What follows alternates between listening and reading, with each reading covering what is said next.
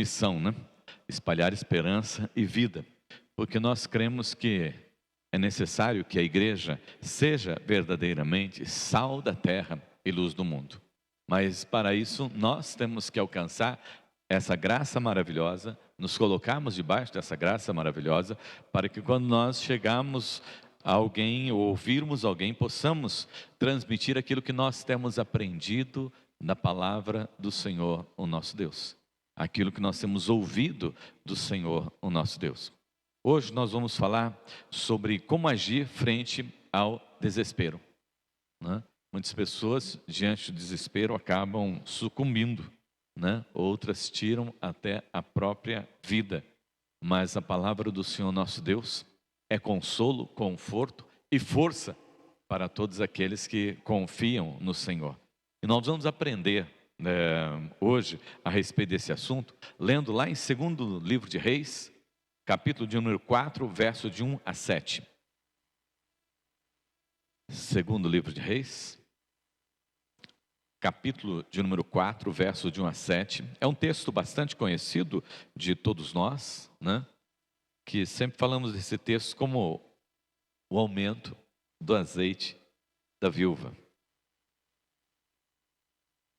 Como você já esteve em pé, assentados mesmo, mas com muita reverência, façamos essa leitura do verso de número 1 ao verso de número 7. Assim está registrado na palavra do Senhor, o nosso Deus. Se você tem Bíblia, amém, celular, ou se não, preste atenção na leitura da palavra do Senhor nosso Deus, para que ela já esteja ministrando ao seu coração. Certa mulher, das mulheres dos discípulos dos profetas, clamou a Eliseu dizendo: meu marido, teu servo, morreu, e tu sabes que ele temia ao Senhor. É chegado o credor para levar os meus 2 filhos para lhe serem escravos. Eliseu lhe perguntou: que te hei de fazer? Dize-me, o que é que tens em casa? Ela respondeu: tua serva não tem nada em casa, senão uma botija de azeite. Então disse ele: vai, pede emprestado vasilhas a todos os teus vizinhos, vasilhas vazias, não poucas. Então entra e fecha a porta sobre ti e sobre os teus filhos, e deita o azeite em todas aquelas vasilhas. Põe à parte a que estiver cheia. Partiu, pois, dele e fechou a porta sobre si e sobre seus filhos. Estes lhe chegavam as vasilhas, e ela as enchia. Cheias as vasilhas, disse ela a um dos filhos: chega-me aqui mais uma vasilha. Mas ele respondeu: não há mais vasilha nenhuma. E o azeite parou. Então foi ela e fez saber ao homem de Deus. E ele disse: vai, vende o azeite, paga a tua dívida, e tu e teus filhos vivei do resto. Amém? Glórias a Deus. Hoje, amados irmãos, queremos falar sobre algo que pode afligir qualquer pessoa sobre a face da terra, né? E de uma forma sombria, né? Roubar a nossa alegria, prazer de viver e a própria vida, né?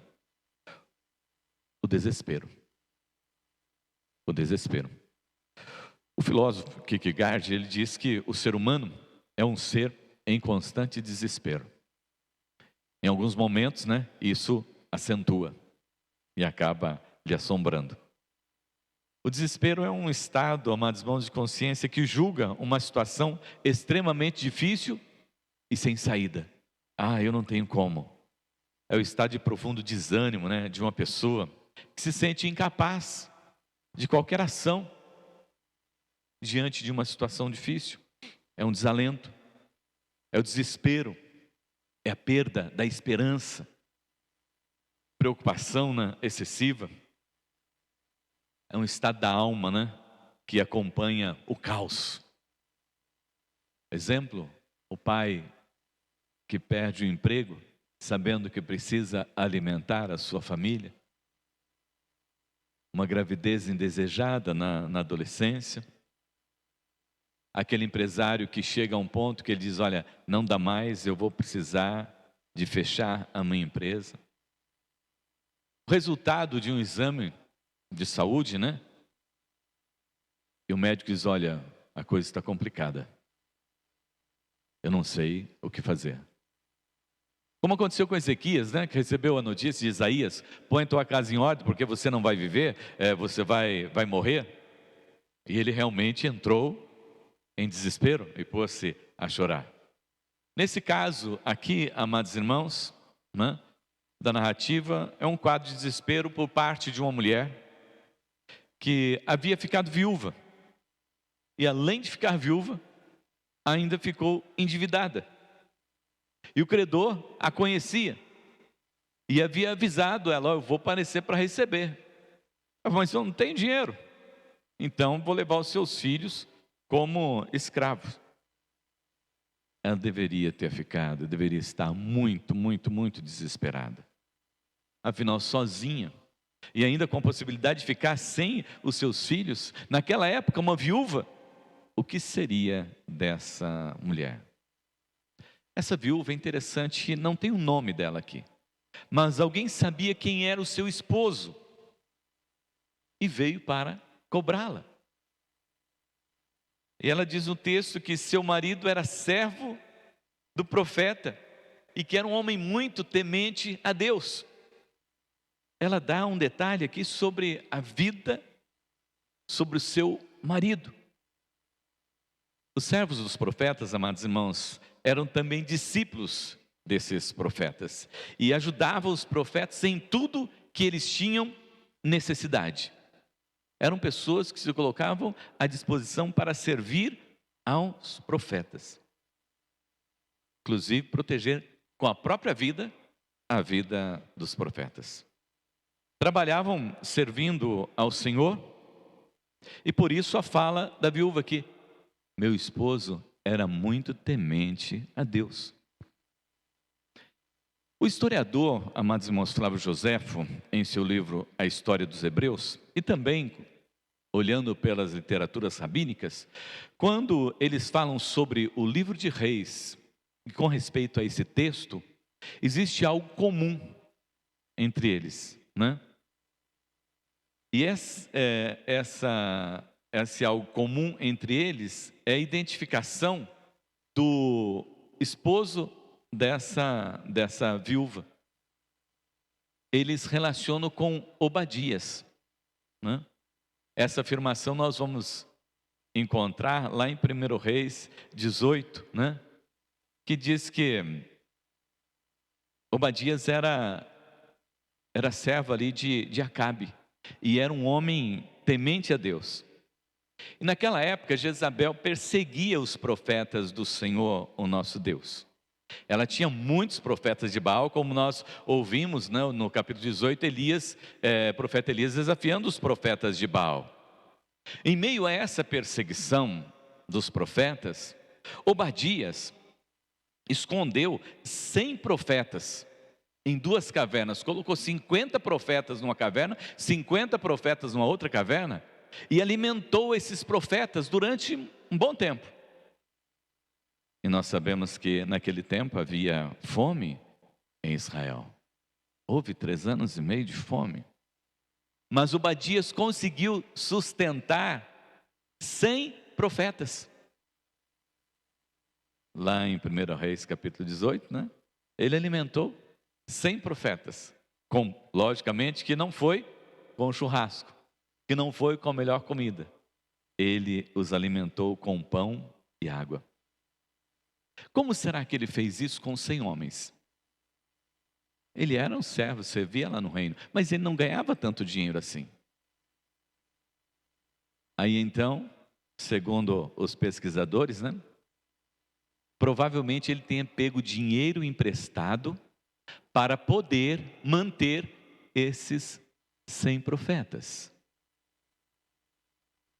Provavelmente ele tenha pego dinheiro emprestado, né? De Jorão, que era um dos filhos de Acabe, que tinha uma empresa que fazia empréstimos, né? A uns juros bem alto, né? Como acontece nos nossos dias também, né? As pessoas que emprestam dinheiro, emprestam dinheiro a juros altos, não querendo saber qual a finalidade, para que a pessoa está precisando. Às vezes a pessoa está precisando fazer um tratamento médico para atender uma pessoa que está na família, que está doente, não quer nem saber para que vai ser o dinheiro, cobra juros muito altos. Eu já não sabia, né, o que é que está emprestando dinheiro, né? Mas como ele temia ao Senhor, e ele era servo dos profetas, ele decidiu, né, cuidar desses profetas. Só que agora, o credor está vindo para receber. Se fosse tratado segundo a lei judaica, esses meninos trabalhariam em torno de 7 anos e estaria resolvido. Porque segundo a lei judaica, ficaria escravo durante 7 anos. Mas como não era a lei judaica, esses meninos, os filhos dessa mulher, dessa viúva, iam ser levados e certamente iam ser escravos a vida inteira. Iam ser escravos a vida inteira. Diante dessa situação, amados irmãos, desse desespero dessa mulher, nós aprendemos algumas coisas com ela.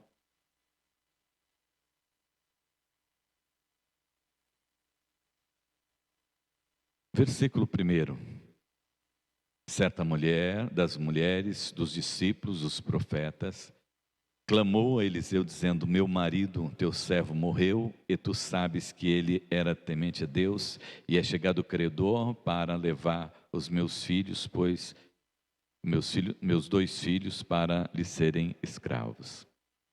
Diante da situação difícil, eu não sei se ela sabia se essa dívida era relacionado a isso, esse relato que eu passei para os irmãos. Mas ela sabia que eles tinham essa dívida. Tanto que ela procurou o profeta e disse: olha, nós temos essa dívida. Ela não fugiu da dívida. Mas nesse momento de dificuldade, desespero, ela sabia para onde ir e onde buscar o socorro.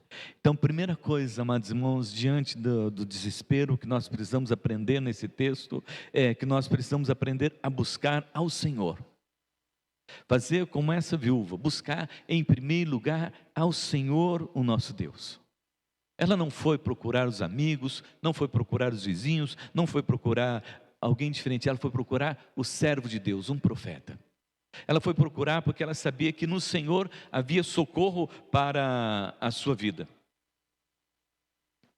Ela sabia que o Deus de Israel era o Deus Todo-Poderoso. Era o Deus que sempre ouviu as orações dos profetas. Que mesmo que eles passassem por dificuldades, mesmo que eles passassem por lutas, mesmo que eles muitas vezes ficassem presos, ela tinha certeza que Deus ouvia sempre as orações do povo de Israel. Ela sabia que esse Deus de Israel era sim o Jeová Jirê, o Deus de todas as providências. Ela sabia que nesse momento de desespero, ela não tinha nada, não tinha ninguém, mas ela tinha um Deus em quem ela poderia buscar. Quando você se vê em situação difícil, quem você tem buscado para te ajudar? Você lembra daquele amigo, né, que tem muito dinheiro? É o primeiro que vai negar a você, né? Você lembra dos seus vizinhos, né? Você lembra dos conselheiros de plantão? De quem você se lembra? Essa mulher nos ensina que nesses momentos de dificuldade não tem outro lugar para nós, senão aos pés de Cristo Jesus, senão diante do Senhor, o nosso Deus. E Jesus nos convida, né, para que nesses momentos difíceis nós nos acheguemos a Ele. Mateus 11, 28 a 30, né? Vinde a mim todos vós que estáis cansados, sobrecarregados, e eu vos aliviarei. É o Senhor nos desafiando a crer, a confiar e a chegar até Ele nos momentos difíceis. O Salmo de número 46, ele diz: Deus é o nosso refúgio e fortaleza, socorro bem presente na angústia. É esse Deus que nós precisamos aprender a buscar nos momentos difíceis e não ficar lamentando e reclamando e querendo que alguém resolva a situação para nós, mas nós irmos ao encontro do Senhor nosso Deus e crer como Jeová Jireh da nossa vida e ensinarmos isso também, amados irmãos, aqueles que convivem conosco. Quantas pessoas que você conhece e que têm passado por lutas, por dificuldades e que têm muitas vezes estado em desespero, e você poder dizer para essa pessoa: olha, eu sei que você está desesperado, eu sei que a sua cabeça só está fazendo contas, eu sei que o credor está chegando, mas eu quero dizer para você que você deve buscar a Deus. Busque a Deus antes, creia em Deus, confie em Deus. Em segundo lugar, amados irmãos, quando o desespero chegar, não se deixe levar pelas afrontas. Não se deixe levar pelas afrontas, né? Ela disse: olha, o credor está chegando aí para levar os meus filhos. Mas ela estava confiante no Senhor. Para nós são muitas as afrontas do nosso dia a dia que nos colocam muitas vezes em desespero. E isso não é uma coisa muito estranha para nós cristãos. Não é? Aí para o mundo eles vão dizer assim, ó: quanto é mais rezo, mais assombração aparece. Vão seguir por esse caminho. Mas para nós já estamos sabendo que nós temos lutas e dificuldades e problemas no nosso dia a dia. Porque Jesus já avisou: neste mundo tereis aflições, mas tende bom ânimo. No texto muito citado por todos nós, que é um texto maravilhoso, né? Lá de João 10:10, né? Diz: eu vim para que tenham vida e vida em abundância, mas o inimigo, ele veio para matar, roubar e destruir. Ele está aí. E o que ele quer fazer com a minha vida é isso, com a sua vida é isso, com a sua família é isso, com os nossos filhos muito mais. Ele veio para matar, para roubar e destruir. Nós estamos nessa luta, dessa vida. Não podemos, amados irmãos, sossegar, não. Não podemos dar trégua, não. Temos que abrir sempre os nossos olhos e saber que nós estamos, né, debaixo da mira do inimigo. Vivemos em constante ameaças no nosso dia a dia. E também todas as pessoas vivem da mesma forma, sob ameaça, mas nós temos essa certeza, nós já temos esse conhecimento. Então nós não somos pegos de surpresa, no emprego, na família, na escola, na sociedade, mas nós cremos num Deus que tem sempre uma saída para todos nós. Amém? Salmo 34, verso 19: muitas são as aflições dos justos. O salmista está dizendo para mim: você é um justo, você é alguém que conhece o Evangelho, você é alguém que foi justificado no sangue do Cordeiro de Jesus Cristo, você é alguém que serve ao Senhor, mas o salmista está dizendo: muitas são as suas aflições, muitas são as nossas aflições, e as nossas aflições são maiores ainda, porque nós não aceitamos que o inimigo esteja ganhando terreno, nós não aceitamos que as pessoas estejam indo para o inferno, nós não aceitamos que as pessoas não creem no amor de Cristo Jesus, não aceite o amor de Cristo Jesus, não aceite o sacrifício de Cristo Jesus lá na cruz, e nós ficamos numa situação, né, difícil, porque nós queremos que todas as pessoas conheçam esse grande amor de Deus. Nós ficamos incomodados. Ele diz: muitas são as aflições de Jesus, mas o Senhor livra de todas. O Senhor livra de todas. Vamos nos lembrar, né? A Síria havia sitiado Israel, né? E o profeta Eliseu estava ali com o seu servo. Naquele dia, seu servo levanta de manhã, sai para dar uma volta lá fora, e quando ele volta, ele fala assim: Senhor, meu Senhor, cavalos e seus cavaleiros, olha, tomaram todo aqui ao nosso redor, e nós estamos perdidos. Estamos dominados pelo exército da Síria.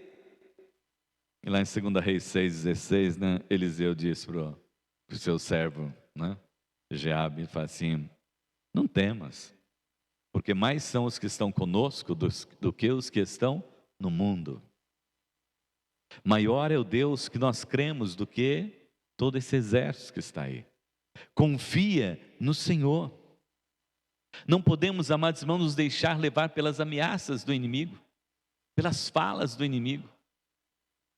São apenas ameaças vãs, porque o nosso Deus é o Deus soberano sobre tudo e sobre todas as coisas. Você crê? Você confia no Senhor dessa forma? Então deixe que Deus faz a obra na sua vida. Deixe que Deus cuida da sua vida. Nós cantamos um louvor aqui hoje. Qual que era o nome dele, Lucas? Sobre esse assunto que Deus cuida? Eu cuido de ti. Você prestou atenção nesse louvor? É lindo esse louvor, né? Eu cuido de ti. Onde você está? Eu cuido de ti, né? Está perto? Eu estou cuidando de você. Está longe? Eu estou cuidando de você.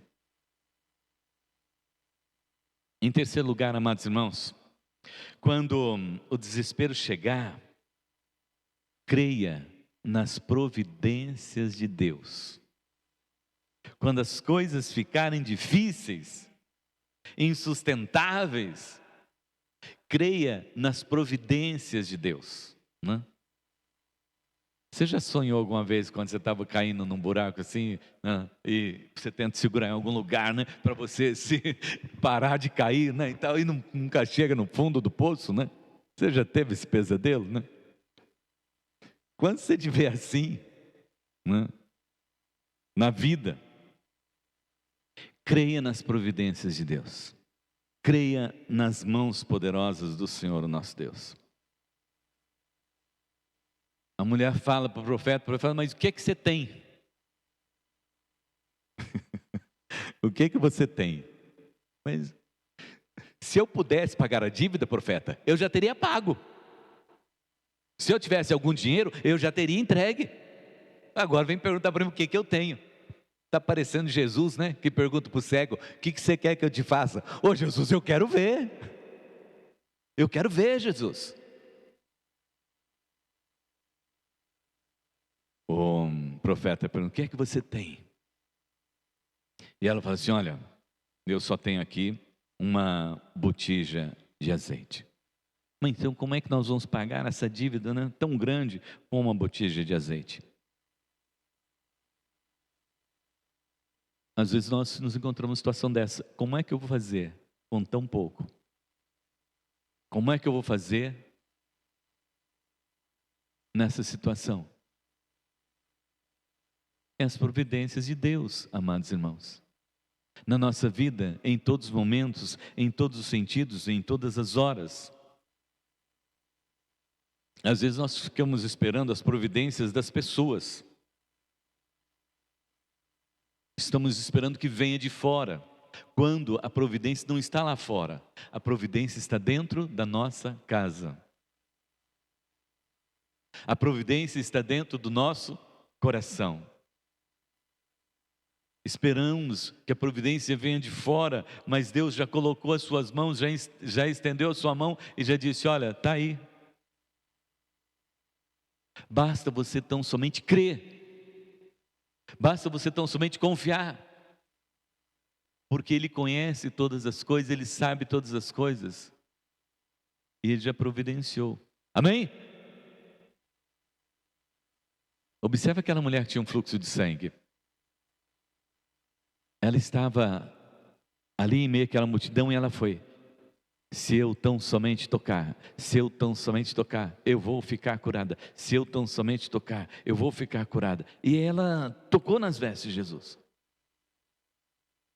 Não precisou de chamar a atenção de Jesus. Não precisou de pedir para nenhum dos discípulos.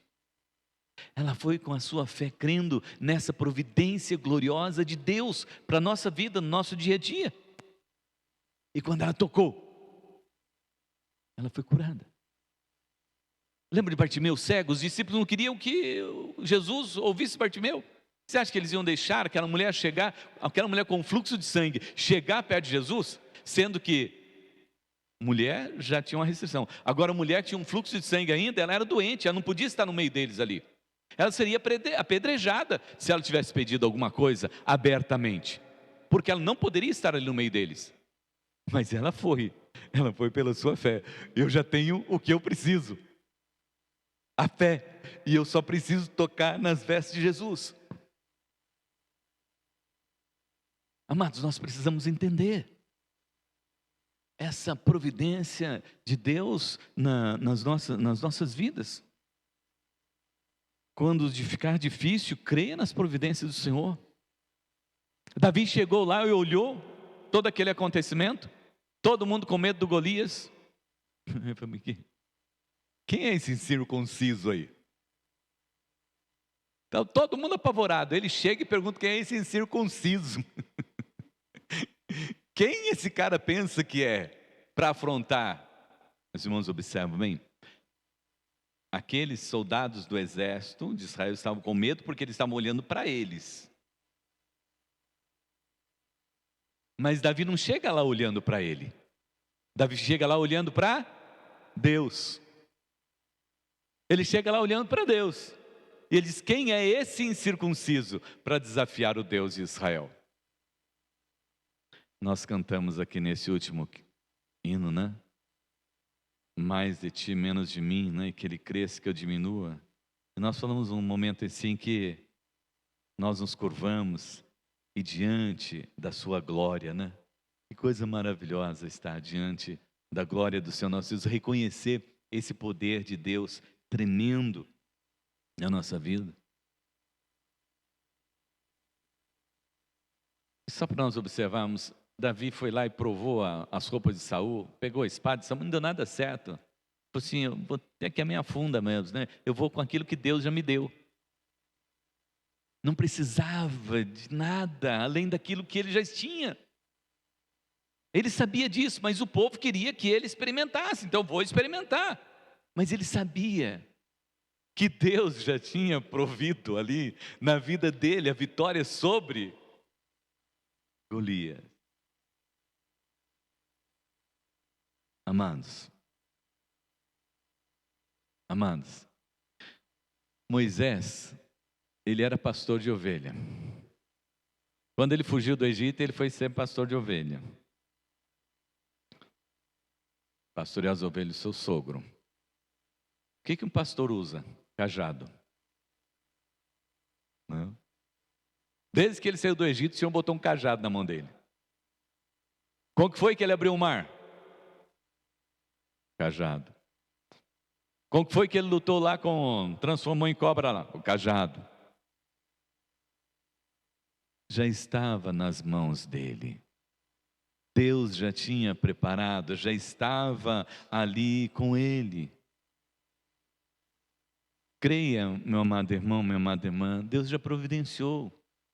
Nós só temos que abrir os nossos olhos e crer nessa providência do Senhor, o nosso Deus. Por que será que ela só tinha uma botija de azeite? É porque era o azeite que ia ser usado para ser a providência na sua vida. E o profeta falou assim: vai lá e busca bastante vasilhas. Imagina, né? Uma pessoa bastante conhecida trouxe muitas vasilhas. E todas as vasilhas foram cheias. O azeite parou de sair da botija a hora que encheu a última vasilha. Observe bem, não foi o azeite que acabou, foram as vasilhas que ficaram cheias. Deus, amados, nosso Deus é esse Deus que nos momentos das dificuldades, das lutas, nós precisamos confiar nas suas providências na nossa vida. E não na providência por intermédio de pessoas, por intermédio de outros. Não, as providências que Deus já tem feito na nossa vida, porque Ele nos conhece. E as providências do Senhor, elas são boas e grandes. O profeta diz para ela: agora você pega esse azeite, paga a sua conta, e agora você vive com o restante do dinheiro que sobrar aí. Providência do Senhor na vida daquela mulher. Jesus, amados irmãos, é o amor de Deus presente em nós e através de nós. E Ele nos salvou. E quando ele foi para o Pai, ele enviou o seu Espírito Santo de Deus para que esteja conosco. Providência do Senhor. Por que você está preocupado se é templo do Espírito Santo de Deus? O Senhor já enviou o seu Santo Espírito para estar com você. E Ele prometeu: eu estou com você todos os dias. Ele prometeu te guardar, Ele prometeu te livrar, Ele prometeu estar com você em todas as situações. Mas muitas vezes nós perdemos essa fé, essa confiança na palavra do Senhor nosso Deus. E Ele não somente preparou aqui para nós, amados irmãos, nesse tempo, mas Ele já preparou também as moradas eternas. Amém? Você quer morar lá? Amém? Você quer estar lá? Ele já preparou isso também. Esse é o Jeová Jireh, o Deus de todas as providências. Esse é o nosso Deus. E por último, amados irmãos, para concluirmos aqui, mais uma lição para aprendermos com esta mulher, que o profeta orientou e deu a ela. É uma coisa assim, muito gostosa, né? O que você gosta? Né? Qual a coisa que você mais gosta na sua vida? Né? De goiabada com queijo? De Nutella? De pastel? De churrasco? Né? O que você mais gosta na sua vida? Né? Ele recomendou para ela uma coisa, a melhor coisa deste mundo. Né? A melhor coisa deste mundo. Você não viajou aí não, né? O profeta disse para a mulher assim, né? Entra lá no teu quarto e fecha lá a tua porta, junto com as vasilhas e com os teus filhos. Melhor lugar para se estar, amados irmãos, é na presença do Senhor, o nosso Deus. Ah, como é bom nos momentos difíceis nós entrarmos lá no nosso quarto, né? E pegamos assim com força, mas bater a porta, pá! E alguém fala, está bravo, está irado, tá, por que está acontecendo? Estou fechando a porta mesmo, porque eu vou falar com meu Deus agora. Para que todos saibam que a porta está fechada, porque eu vou falar com o meu Deus agora. E o profeta diz, olha, entra lá e fecha a porta. Que gostoso você entrar e estar na presença de Deus. A Alziana chegou, parou lá no meio da rua para o seu Ivo descer. Aí ele estava descendo, eu fui ao encontro dele. Né? Aí para o pastor, melhor lugar para nós estarmos é esse aqui, né? Que lugar gostoso que é, né? A casa do Senhor nosso Deus, né? Como é bom estar na casa do Senhor nosso Deus, né? Eu lembrei com ele do salmista, que o salmista dizia assim, eu prefiro estar na casa do meu Deus, habitar nas tendas da perversidade. Eu prefiro estar na casa do meu Deus, em outros lugares 1000. E às vezes chega o domingo, né? Muitas pessoas se esquecem de estar aqui na casa do Senhor nosso Deus. Deixam de vir na casa do Senhor nosso Deus. Muitas vezes, momentos difíceis da nossa vida, nós gastamos muito tempo pensando, meditando, correndo para lá e para cá, tentando resolver a situação. E não adentramos aquela intimidade com o Senhor nosso Deus para conversar com Ele e dizer, Senhor, sabendo, amados, que como servos de Deus, nós só temos Deus. Como servo de Deus, nós só queremos Deus. Como servo de Deus, nós não precisamos de mais nada a não ser do Senhor, o nosso Deus. Jesus também recomendou, né, para os seus discípulos, lá em Mateus, guarda bem, olha, é fácil guardar esse versículo. Mateus 6,6. Repita comigo, Mateus 6,6. Mateus 6,6. Mateus 6,6. Guarda bem. Jesus disse para os discípulos assim, ó, mas quando você orar, vá para o seu quarto, fecha a porta e ore ao Pai, que está em secreto.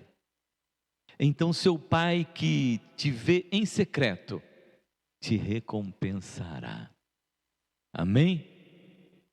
Na intimidade do Senhor, amados irmãos, é o melhor lugar. Não existe lugar melhor do que na intimidade com o Senhor nosso Deus. Não sei se os irmãos já ouviram, ou quantas vezes já ouviram, né? um cântico, né? Que ele diz: há um lugar, esse lugar é o Senhor. Esse lugar é no Senhor. Só existe esse lugar que é o melhor lugar. Jesus passava na presença do Senhor a noite toda, ele ia para lá e imagine Jesus deixar os discípulos de lado, deixar os discípulos sozinhos. Jesus só deixou os discípulos sozinhos, só deixava os discípulos sozinhos quando ele ia conversar com o Pai. Nesse momento ele se esquecia de tudo, até dos discípulos, ele deixava os discípulos de lado para estar ali naquele momento gostoso com o Senhor nosso Deus. Nas dificuldades, meus irmãos, aprenda isso.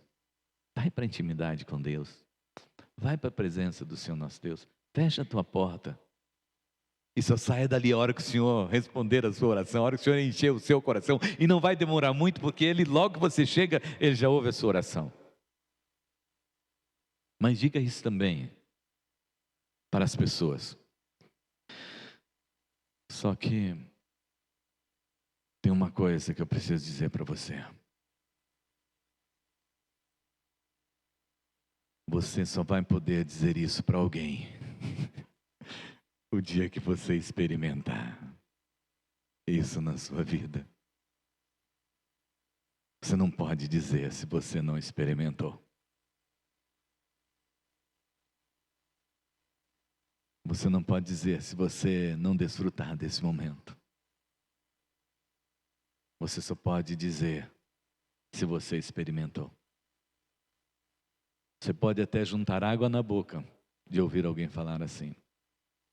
Mas se você não experimentou, você precisa experimentar esse Deus. E eu concluo aqui com os irmãos, relembrando dos 4 pontos que eu destaquei aqui com os irmãos essa noite. Quando o desespero chegar, aprenda isso. E ensine também para as pessoas. Busque Deus. Busque a Deus. Quando o desespero chegar, não dê bola para as afrontas, para as dificuldades, para os problemas, para as suas limitações. Crê em Deus, que é o Deus de toda providência. Quando o desespero chegar, não fique preocupado, porque Deus já providenciou a sua botija de azeite, que vai encher todas as suas vasilhas. Deus já providenciou o suprimento para as suas necessidades. Quando o desespero chegar, lembre-se, busque a intimidade com o Senhor, o nosso Deus. Ele vai lhe sustentar e vai entrar com as providências necessárias para a sua vida, porque Ele tem sempre o melhor para os seus servos, o melhor lugar e as melhores bênçãos, porque Ele cuida da sua vida, Ele cuida de você, Ele cuida de nós, e Ele vai inundar o seu coração com paz, alegria e segurança. Amém? Feche teus olhos. Eu não sei se você tem passado, se você está passando, se você tem alguém que está vivendo um momento como este, nesse mês em que nós estamos orando pelas tendências suicidas, que você possa levar essa palavra para alguém e dizer: não tem situação que Deus não interfira, não resolva. Não tem impossível para Deus. É necessário tão somente uma coisa, crer. Se você tem alguma coisa para colocar, coloque diante do Senhor agora. Faz de conta que você está no seu quarto agora. Faz de conta que você entrou no seu quarto, você fechou as portas lá. A porta está fechada. Está só você e Deus. Se coloque diante do Senhor agora e ore por você, pelas suas necessidades, pelas suas dificuldades, pelos seus problemas. Se você tem alguém na família, alguém que está com muita luta, coloque essa pessoa agora diante do Senhor. Fala assim: ó, só a sua providência, Pai. Eu sei que o Senhor tem essa providência, Pai.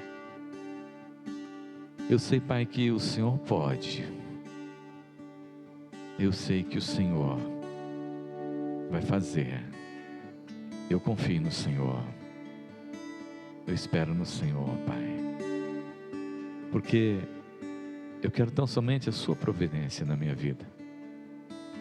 Porque eu acredito que só o Senhor é Deus sobre tudo e sobre todas as coisas. E que o Senhor é o Jeová Jireh da minha vida, da minha família, da minha igreja, da minha cidade, do meu estado, da minha nação. O Senhor é o Jeová Jireh. Eu me coloco agora. Eu já estou vendo o azeite sendo derramado. Eu já estou vendo necessidades sendo supridas, vidas sendo restauradas, vidas sendo curadas, porque o Senhor liberou o seu milagre nessa noite, em nome de Jesus. Pai Todo-Poderoso, cobre, Senhor, cada um dos teus filhos, cada um dos teus servos, com a sua graça, com o seu amor, com a sua misericórdia, e que nós possamos, ó Deus, ser daqui nesta noite, Senhor, nesta confiança, nesta fé, Pai, que o Senhor é o Jeová Jireh das nossas vidas, e que em qualquer situação, o Senhor é o nosso Deus, que cuida de nós, que nos guarda, ampara, dirige e orienta. Em nome de Jesus nós oramos, Pai. E que a graça maravilhosa de nosso Senhor e Salvador Jesus Cristo, o amor de Deus, nosso eterno Pai, e as ternas consolações do Espírito Santo, sejam sobre nós, sobre os nossos familiares e sobre todo Israel de Deus, desde agora e para sempre. Amém, amém, amém.